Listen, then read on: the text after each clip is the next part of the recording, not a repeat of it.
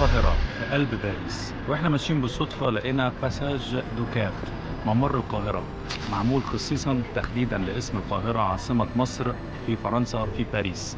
بعد الحملة الفرنسية على مصر تم تأسيس هذا الباساج 1798. تعالوا معنا في جولة سريعة خاطفة.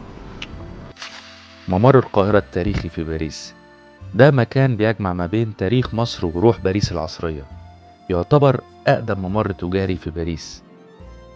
هنا بيدرسوا الحضارة المصرية كجزء ساهم في التطور التاريخي البشري الإنساني، بيدرسوه للأطفال في المدارس. هنا هنلاقي في حاجات كتير جدا زي المطاعم والورش الصغيرة والحانات موجودة هنا في الباساج كمزار سياحي وتاريخي معمول على الطراز الفرعوني. زي ما احنا شايفين هنا جنبي موجود مطعم ريستوران،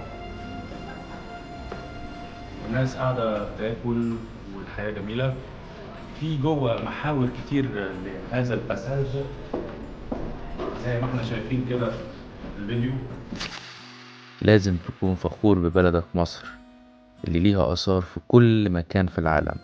لو كنت باريس اوعى تفوت الفرصة دي وما تزورش الممر التاريخي للقاهرة في باريس.